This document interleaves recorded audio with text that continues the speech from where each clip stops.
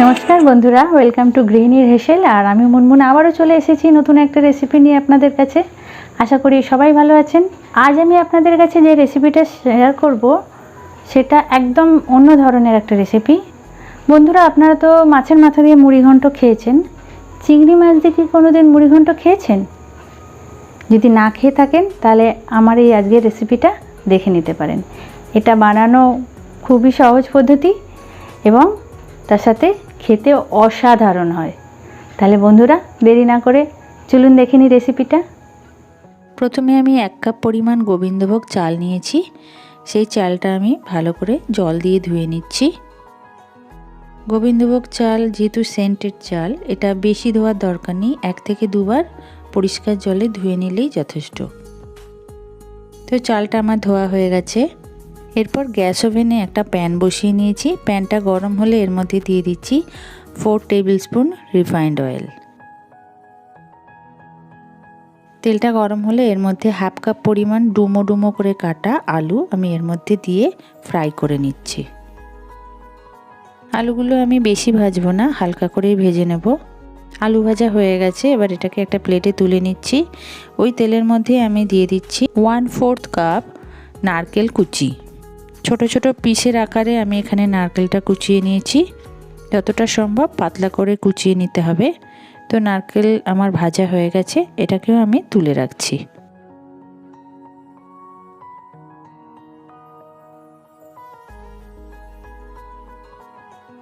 এখানে আমি 250 গ্রাম চিংড়ি মাছ নিয়েছি। এই চিংড়ি মাছটাকে আমি ভালো করে ধুয়ে পরিষ্কার করে নুন আর হলুদ মাখিয়ে রেখে দিয়েছিলাম। এবার এই নুন হলুদ মাখানো চিংড়ি মাছটা আমি তেলের মধ্যে ভেজে নিচ্ছি। নতুন করে প্যানে আর তেল দিইনি, ওই তেলের মধ্যেই আমি ফ্রাই করে নিচ্ছি। হালকা করে ফ্রাই করে নিতে হবে, নাহলে চিংড়ি মাছগুলো শক্ত হয়ে যাবে। চিংড়ি মাছগুলো ভাজা হয়ে গেলে একটা বোলের মধ্যে তুলে রাখছি।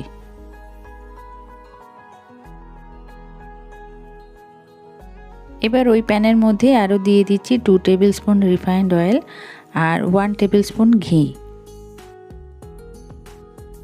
ঘিটা মেল্ট হয়ে গেলে এর মধ্যে দিয়ে দিচ্ছি 2টো তেজপাতা, 2টো দারচিনির টুকরো, 4টে লবঙ্গ, 2টো থেতো করা এলাচ আর 2টো চেরা কাঁচা লঙ্কা।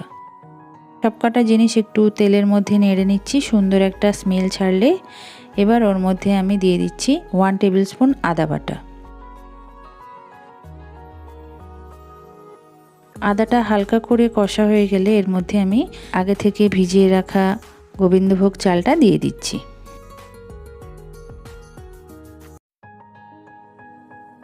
চাল দেওয়ার পর নেড়ে চেড়ে এই তেলের মধ্যে আমি চালটা হালকা করে ভেজে নেব।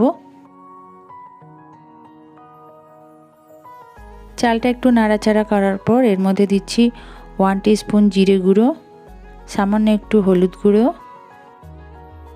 স্বাদ মতো নুন দিয়ে আমি চালটা আবারও ভালো করে নেড়েচেড়ে ভেজে নিচ্ছি। এই সময় গ্যাসের ফ্লেমটা কিন্তু বন্ধুরা একদম লোতে রাখতে হবে, নাহলে চালগুলো পুড়ে যেতে পারে। আমার নাড়াচাড়া করে চালগুলো ভাজা হয়ে গেছে। এই অবস্থায় আমি এই চালের মধ্যে 2 কাপ পরিমাণ জল দিচ্ছি। বন্ধুরা যতটা পরিমাণে চাল নেবেন ঠিক তার ডবল পরিমাণে জল দেবেন। জল দেওয়ার পর আমি এটা নেড়েচেড়ে মিক্স করে নিচ্ছি। এবার এর মধ্যে দিচ্ছি 1/2 টিস্পুন চিনি। যেহেতু এটা মুড়ি ঘন্ট তাই একটু মিষ্টি দিতে হবে। আর নারকেল আর আলু ভাজাটা এর মধ্যে অ্যাড করে দিচ্ছি। আর দিয়ে দিচ্ছি ভেজে রাখা চিংড়ি মাছ। কিছুটা পরিমাণ চিংড়ি মাছ আমি আলাদা করে তুলে রেখে দিয়েছি গার্নিশিংয়ের জন্যে। এই অবস্থায় আমি ঢাকা দিয়ে রাখবো 10 মিনিট। 10 মিনিট বাদে আমি আরেকটু নাড়াচাড়া করে নেব, যাতে সব দিকটাই চালটা ভালো করে সেদ্ধ হয়। হাত দিয়ে একটু দেখে নিচ্ছি। বন্ধুরা গোবিন্দভোগ চাল সেদ্ধ হতে বেশি সময় লাগে না, আর গ্যাসের ফ্লেমটা অবশ্যই লোতে রেখে রান্নাটা করবেন। এরপর এর মধ্যে আরও 3টে গোটা কাঁচা লঙ্কা দিয়ে দিলাম। কাঁচা লঙ্কার ফ্লেভারটা মুড়ি ঘন্টতে খুব ভালো লাগে, তাই এক্সট্রা করে আরও 3টে কাঁচা লঙ্কা দিয়ে দিলাম। আপনারা যদি একটু ঝাল পছন্দ করেন তাহলে কাঁচা লঙ্কা একটু বেটে অ্যাড করতে পারেন। দিয়ে দিচ্ছি 1/2 টিস্পুন গরম মশলা পাউডার, দিয়ে আবার একটু নাড়াচাড়া করে নিচ্ছি। নাড়াচাড়া করে নেওয়ার পর আবার এটাকে আমি ঢাকা দিয়ে রাখবো। আমি ঢাকা দিয়ে দিলাম, দিয়ে এই অবস্থায় আমি 5 মিনিট রেখে দিয়েছিলাম। 5 মিনিট বাদে আমি ঢাকনা খুলে নিচ্ছি এবং গ্যাসটা একদম অফ করে দিয়েছি। এবার একটু নাড়াচাড়া করে মিক্স করে নিচ্ছি সমস্ত জিনিসটা। এবার একটা প্লেটের মধ্যে আমি সার্ভ করব, তার জন্য গ্যাস ওভেন থেকে নামিয়ে নিলাম। বন্ধুরা দেখতেই পাচ্ছেন চালটা খুব সুন্দরভাবে সেদ্ধ হয়ে গেছে। তাহলে কত অল্প সময়ের মধ্যে মুড়ি ঘন্টটা রেডি হয়ে গেল। দেখলেন কত সিম্পল এবং ইজি একটা প্রসেস এবং খুব চটপট তৈরি হয়ে যায়। তাহলে ভালো লাগলে আজকেই একবার বাড়িতে ট্রাই করে দেখবেন বন্ধুরা। আশা করি আপনাদের খেতে খুব ভালো লাগবে। প্লেটে সার্ভ করার পর আমার তুলে রাখা যে চিংড়ি মাছগুলো ছিল সেগুলো দিয়ে আমি গার্নিশ করে দিয়েছি। দেখতেই পাচ্ছেন কি অসাধারণ লাগছে দেখতে এবং খেতেও এটা অসাধারণই হয়। তাহলে বন্ধুরা আপনারা কেমন দেখলেন আমার এই চিংড়ি মাছ দিয়ে মুড়ি ঘন্ট বানানোর রেসিপিটা? আশা করি ভালো লেগেছে। আর যদি ভালো লেগে থাকে প্রতিবারের মতো এবারেও বলছি, ভালো লাগলে আমার রেসিপিটাকে লাইক এবং শেয়ার করবেন এবং আপনাদের ইচ্ছা হলে কমেন্টও করে জানাতে পারেন আমাকে কেমন লাগলো আপনাদের রেসিপিটা। আর ভালো লাগলে অবশ্যই ভালোবেসে আমার চ্যানেলটাকে সাবস্ক্রাইব করবেন।